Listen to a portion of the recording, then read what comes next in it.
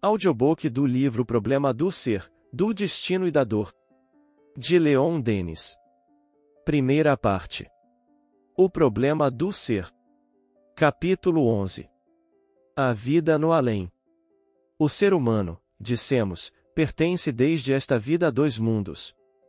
Pelo corpo físico está ligado ao mundo visível, pelo corpo fluídico ao invisível. O sono é a separação temporária dos dois invólucros, a morte é a separação definitiva. A alma, nos dois casos, separa-se do corpo físico e, com ela, a vida concentra-se no corpo fluídico. A vida de além-túmulo é simplesmente a permanência e a libertação da parte invisível do nosso ser. A antiguidade conheceu esse mistério, mas, desde muito tempo, sobre as condições da vida futura os homens apenas possuíam noções de caráter vago e hipotético. As religiões e as filosofias nos transmitem, acerca desses problemas, dados muito incertos, absolutamente desprovidos de observação, de sanção e, sobre quase todos os pontos, em desacordo completo com as ideias modernas de evolução e continuidade. A ciência, por seu lado, não estudou nem conheceu, até aqui, no homem terrestre mais do que a superfície, a parte física. Ora, esta é para o ser inteiro quase o que a casca é para a árvore. Quanto ao homem fluídico, etéreo, de que o nosso cérebro físico não pode ter consciência, ela o tem ignorado inteiramente até nossos dias. Daí a sua impotência para resolver o problema da sobrevivência, pois que é só o ser fluídico que sobrevive. A ciência nada tem compreendido das manifestações psíquicas que se produzem no sono, no desprendimento, na exteriorização, no êxtase, em todas as fugas da alma para a vida superior. Ora, é unicamente pela observação desses fatos que chegaremos a adquirir, já nesta vida, um conhecimento positivo da natureza do eu e das suas condições de existência no além. Só a experiência podia resolver a questão. Tratava-se de estudar no homem atual o que o pode esclarecer sobre o homem futuro. Não há outra saída para o pensamento humano, que a religião, a filosofia e a ciência, na sua insuficiência, encurralaram no materialismo. É esse o preço da salvação social, porque o materialismo conduzir-nos-ia fatalmente à anarquia. Foi somente depois do aparecimento do espiritualismo experimental que o problema da sobrevivência entrou no domínio da observação científica e rigorosa. O mundo invisível pôde ser estudado por meio de processos e métodos idênticos aos adotados pela ciência contemporânea nos outros campos de investigação. Esses métodos foram por nós descritos em outra parte.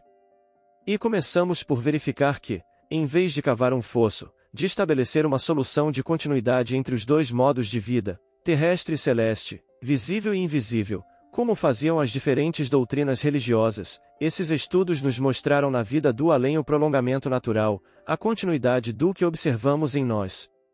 A persistência da vida consciente, com todos os atributos que comporta, memória, inteligência, faculdades afetivas, foi estabelecida pelas numerosas provas de identidade pessoal recolhidas no decurso de experiências e investigações dirigidas por sociedades de estudos psíquicos em todos os países. Os espíritos dos defuntos têm se manifestado, aos milhares, não somente com o cunho de caráter e a totalidade das recordações que constituem a sua personalidade moral, mas também com as feições físicas e as particularidades da sua forma terrestre, conservadas pelo perispírito ou corpo etéreo.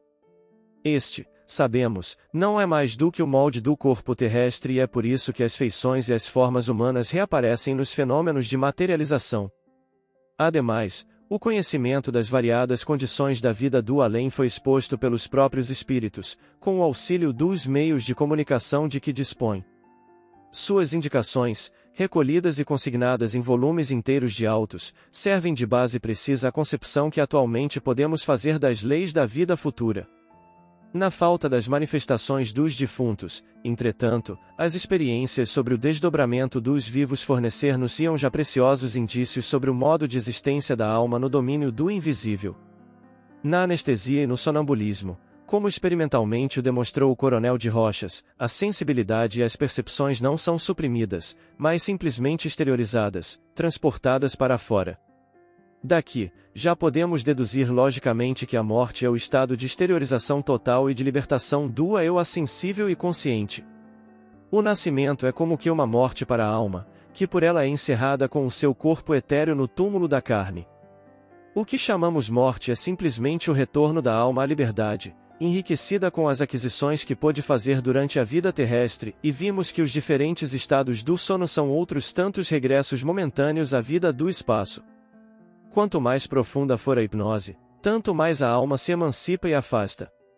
O sono mais intenso confina com a primeira fase da vida invisível. Na realidade, as palavras sono e morte são impróprias. Quando adormecemos para a vida terrestre, acordamos para a vida do espírito. Produz-se o mesmo fenômeno na morte, a diferença está só na duração. Cal Duprel cita dois exemplos significativos, que uma sonâmbula fez um dia a descrição do seu estado e sentia pesar por não poder lembrar-se dele depois de acordada, mas, acrescentava, tornarei a ver isso tudo depois da morte. Considerava, pois, o seu estado de sonambulismo como idêntico ao estado depois da morte. Kerner, Magicon, 41. Dois espíritos visitam um dia a vidente de Prevorst, que não tinha em grande apreço essas visitas. Por que vindes à minha casa? Perguntou ela. Que? Responderam com muito acerto os espíritos, tu é que estás em nossa casa. Perte, I. 280. O nosso mundo e o além não estão separados um do outro, provam-no esses fatos aos quais se podiam juntar muitos outros da mesma ordem. Estão um no outro, de alguma sorte se enlaçam e estreitamente se confundem. Os homens e os espíritos misturam-se. Testemunhas invisíveis associam-se à nossa vida, compartilhando de nossas alegrias e provações. A situação do espírito depois da morte é a consequência direta das suas inclinações, seja para a matéria, seja para os bens da inteligência e do sentimento. Se as propensões sensuais dominam, o ser forçosamente se mobiliza nos planos inferiores que são os mais densos, os mais grosseiros. Se alimenta pensamentos belos e puros, eleva-se a esferas em relação com a própria natureza dos seus pensamentos. Swedenborg disse com razão, o céu está onde o homem pôs o seu coração, todavia, não é imediata a classificação, nem súbita a transição. Se o olhar humano não pode passar bruscamente da escuridão à luz viva, sucede o mesmo com a alma. A morte faz-nos entrar num estado transitório, espécie de prolongamento da vida física e prelúdio da vida espiritual. É o estado de perturbação de que falamos, estado mais ou menos prolongado segundo a natureza espessa ou etérea do perispírito do defunto. Livre do fardo material que a oprimia, a alma acha-se ainda envolvida na rede dos pensamentos e das imagens, sensações, paixões, emoções, por ela geradas no decurso das suas vidas terrestres, terá de familiarizar-se com a sua nova situação, entrar no conhecimento do seu estado, antes de ser levada para o meio cósmico adequado ao seu grau de luz e densidade. A princípio, para o maior número, tudo é motivo de admiração nesse outro mundo onde as coisas diferem essencialmente do meio terrestre. As leis da gravidade são mais brandas, as paredes não são obstáculos, a alma pode atravessá-las e elevar-se aos ares. Não obstante, continua retida por certos estorvos que não pode definir. Tudo a intimida e enche de hesitação, mas os seus amigos de lá vigiam-na e guiam-lhe os primeiros voos. Os espíritos adiantado depressa se libertam de todas as influências terrestres e recuperam a consciência de si mesmos. O véu material rasga-se ao impulso dos seus pensamentos e abrem-se perspectivas imensas. Compreendem quase logo a sua situação e com facilidade a ela se adaptam. Seu corpo espiritual, instrumento volitivo, organismo da alma, do qual ela nunca se separa, que é a obra de todo o seu passado, porque pessoalmente o construiu e teceu com a sua atividade, flutua algum tempo na atmosfera, depois, segundo o seu estado de sutileza, de poder, corresponde às atrações longínquas, sente-se naturalmente levado para associações similares, para agrupamentos de espíritos da mesma ordem, espíritos luminosos ou velados, que rodeiam o recém-chegado com solicitude para o iniciarem nas condições do seu novo modo de existência. Os espíritos inferiores conservam por muito tempo as impressões da vida material, julgam que ainda vivem fisicamente e continuam, às vezes durante anos, o simulacro das suas ocupações habituais. Para os materialistas, o fenômeno da morte continua a ser incompreensível. Por falta de conhecimentos prévios, confundem o corpo fluídico com o corpo físico e conservam as ilusões da vida terrestre. os seus gostos e até as suas necessidades imaginárias como que os amarram à terra. Depois, devagar, com o auxílio de espíritos benfazejos, sua consciência desperta, sua inteligência abre-se à compreensão do seu novo estado, mas, assim que procuram elevar-se, sua densidade os faz recair imediatamente na terra. As atrações planetárias e as correntes fluídicas do espaço os reconduzem violentamente para as nossas regiões, como folhas secas varridas pelo vendaval. Os crentes ortodoxos vagueiam na incerteza e procuram a realização das promessas do sacerdote, o gozo das beatitudes prometidas. Por vezes é grande a sua surpresa, precisam de longo aprendizado para se iniciarem nas verdadeiras leis do espaço. Em vez de anjos ou demônios, encontram os espíritos dos homens que, como eles, viveram na terra e os precederam. Viva é a sua decepção ao verem suas esperanças malogradas, suas convicções transformadas por fatos para os quais a educação que haviam recebido de nenhum modo os preparara, mas, se sua vida foi boa, submissa ao dever, não podem essas almas serem felizes, por terem mais influência sobre o destino e seus atos do que as crenças. Os espíritos céticos, com eles, todos aqueles que se recusaram a crer na possibilidade de uma vida independente do corpo, julgam-se mergulhados em um sonho que só se dissipa quando acaba o erro em que esses espíritos laboram. As impressões variam infinitamente, com o valor das almas. Aquelas que, desde a vida terrestre, conheceram a verdade e serviram à sua causa, recolhem, logo que desencarnam, o benefício de suas investigações e trabalhos. A comunicação abaixo transcrita dá, entre muitas outras, testemunho disso. Provém do espírito de um espírita militante, homem de coração e convicção esclarecida, Charles Fritz, fundador do jornal La Vie d'Outre Tombe, em Charleroi. Todos aqueles que conheceram esse homem reto e generoso, reconhecê-lo pela linguagem. Descreve ele as impressões que sentiu logo depois de morrer e acrescenta: senti que os laços pouco a pouco se desfaziam e que minha pessoa espiritual, meu eu se ia soltando. Vi em redor de mim espíritos bons que me estavam esperando e foi com eles que, por fim, me elevei da superfície da terra. Não sofri com essa desencarnação. Os meus primeiros passos foram os da criança que começa a andar. A luz espiritual, cheia de força e de vida, nasce em mim, porque a luz não vem dos outros, mas de nós. É um raio que dimana do invólucro fluídico e que nos penetra a todo o ser. Quanto mais tiverdes trabalhado em favor da verdade, do amor e da caridade, tanto mais intensa se fará a luz, até se tornar deslumbrante para aqueles que vos são inferiores. Pois bem, os meus primeiros passos foram vacilantes. Entretanto, a força me foi sendo restaurada e eu pedi a Deus auxílio e misericórdia. Depois de haver verificado a completa separação da minha individualidade, enfrentei afinal o trabalho que tinha de fazer. Vi o passado de minha última vida e me esforcei por levantá-la com clareza das profundezas da memória. O passado acha-se no corpo fluídico do homem e, por conseguinte, do espírito. O perispírito é como o espelho de todas as suas ações, e sua alma, se foi má sua vida, contempla com tristeza suas faltas, inscritas, ao que parece, nas dobras do corpo perispiritual. Não tive dificuldade alguma em reconhecer minha vida, tal qual ela fora. Verifiquei com evidência que eu não havia sido infalível. Quem pode gabar-se disso na Terra? Devo, porém, dizer-vos que, depois de feito o exame, senti grande satisfação e felicidade com o que havia feito na Terra. Lutei, trabalhei e sofri pela causa do Espiritismo. A luz que dele dimana ofereci, juntamente com a esperança, a muitos irmãos da Terra por meio da palavra, dos meus estudos e obras, por isso, torno a encontrar essa luz.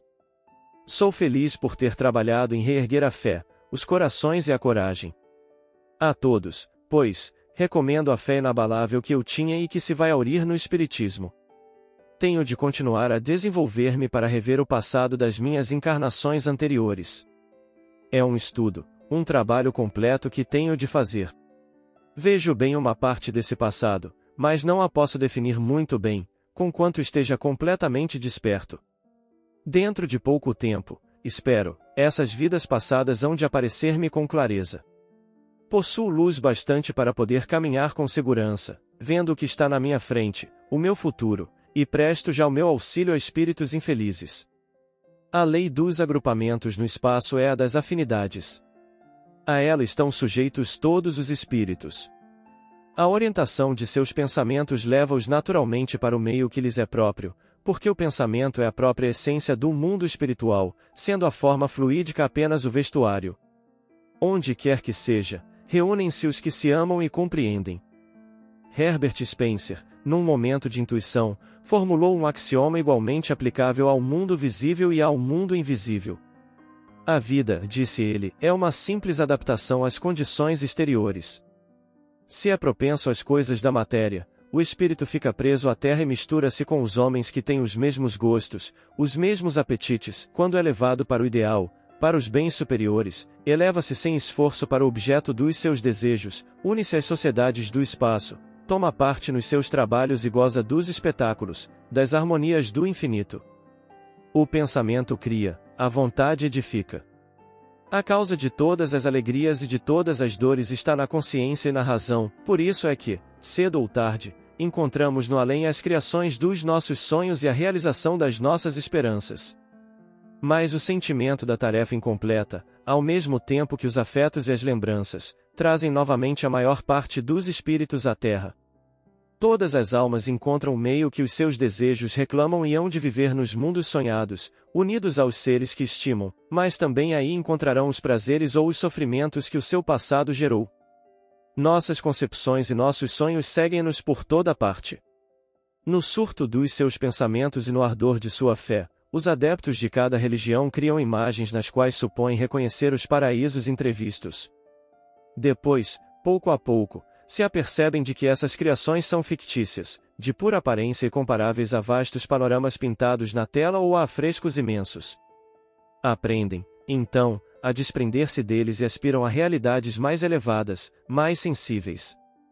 Sob nossa forma atual e no estreito limite de nossas faculdades, não poderíamos compreender as alegrias e os arroubos reservados aos espíritos superiores, nem as angústias profundas experimentadas pelas almas delicadas que chegaram aos limites da perfeição.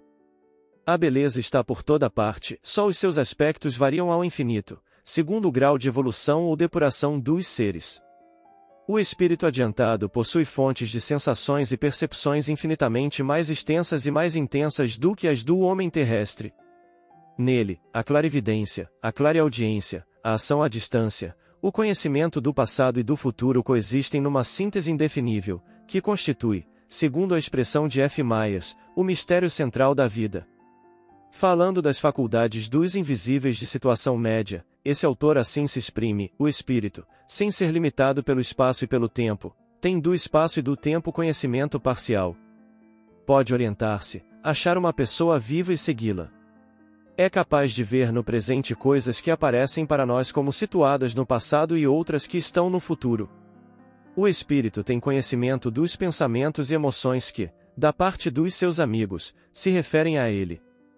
Quanto à diferença de acuidade nas impressões, já podemos fazer uma ideia pelos sonhos chamados a emotivos. A alma, quando desprendida, embora incompletamente, não só percebe, mas também sente com intensidade muito mais viva que no estado de vigília. Cenas, imagens, quadros, que, quando estamos acordados, nos impressionam fracamente, tornam-se no sonho causa de grande satisfação ou de vivo sofrimento. Isso nos dá uma ideia do que podem ser a vida dos espíritos e seus modos de sensação, quando, separados do invólucro carnal, a memória e a consciência recuperam a plenitude de suas vibrações. Compreendemos desde logo como pode a reconstituição das recordações do passado converter-se em fonte de tormentos. A alma traz em si mesmo seu próprio juiz, a sanção infalível de suas obras, boas ou más. Tem-se reconhecido isso em acidentes que podiam ter causado a morte. Em certas quedas, durante a trajetória percorrida pelo corpo humano a partir de um ponto elevado acima do solo, ou então na asfixia por submersão, a consciência superior da vítima passa em revista toda a vida gasta, com uma rapidez espantosa. Revê-a completamente em seus mínimos pormenores em poucos minutos. Cal Duprel dá, desses fatos, muitos exemplos. A Doc cita, entre outros, o caso do almirante Beaufort, e o almirante Beaufort, jovem ainda, caiu de cima de um navio às águas do porto de Portsmouth. Antes que fosse possível ir em seu socorro, desapareceu e ia morrer afogado. A angústia do primeiro momento sucedera um sentimento de tranquilidade, posto que se tivesse como perdido, nem sequer se debateu, o que, sem dúvida, provinha de apatia e não de resignação, porque morrer afogado não lhe parecia má sorte, nenhum desejo tinha de ser socorrido. Quanto ao mais, a ausência completa de sofrimento e até, pelo contrário, as sensações eram de natureza agradável, participando do vago bem-estar que precede o sono causado pelo cansaço. Com esse enfraquecimento dos sentidos coincidia uma superexcitação extraordinária da atividade intelectual, as ideias sucediam-se com rapidez prodigiosa. O acidente que acabava de dar-se, o descuido que o motivara, o tumulto que se lhe deveria ter seguido, a dor que ia alancear o pai da vítima, outras circunstâncias intimamente ligadas ao lar doméstico, foram objeto de suas primeiras reflexões. Depois, veio-lhe à memória o último cruzeiro, viagem acidentada por um naufrágio, a seguir, a escola, os progressos que nela fizera e também o tempo perdido, finalmente, as suas ocupações e aventuras de criança. Em suma, a subida de todo o rio da vida, e quão pormenorizada e precisa. É ele próprio que o diz: cada incidente da minha vida atravessava-me sucessivamente a memória, não como simples esboço, mas com as particularidades e acessórios de um quadro completo. Por outras palavras, toda a minha existência desfilava diante de mim numa espécie de vista panorâmica, cada fato com sua apreciação moral ou reflexões sobre sua causa e seus efeitos. Pequenos acontecimentos sem consequência, havia muito tempo esquecidos, se acumulavam em minha imaginação como se tivessem se passado na véspera. E tudo isto sucedeu em 2 minutos. Pode-se citar também o atestado de Pert a respeito de Catherine Emmerich, que, ao morrer, reviu do mesmo modo toda a sua vida passada. Por essa forma estabelecemos que tal fenômeno não se restringe aos casos de acidentes, antes parece acompanhar regularmente o falecimento. Tudo o que o espírito fez, quis, pensou, em si reverbera. Semelhante a um espelho, a alma reflete todo o bem e todo o mal feito. Essas imagens nem sempre são subjetivas. Pela intensidade da vontade, podem revestir uma natureza substancial, vivem e manifestam-se para nossa felicidade ou nosso castigo. Tendo-se tornado transparente, depois de desencarnada, a alma julga-se a si mesma, assim como é julgada por todos aqueles que a contemplam. Só, na presença do seu passado, vê reaparecer em todos os seus atos e as suas consequências, todas as suas faltas, até as mais ocultas. Para um criminoso não há descanso, não existe esquecimento. Sua consciência, justiceira inflexível, persegue-o sem cessar. Debalde procura ele escapar-lhe às obsessões, o suplício só poderá acabar-se, convertendo-se o remorso em arrependimento, ele aceita novas provações terrestres, único meio de reparação e regeneração.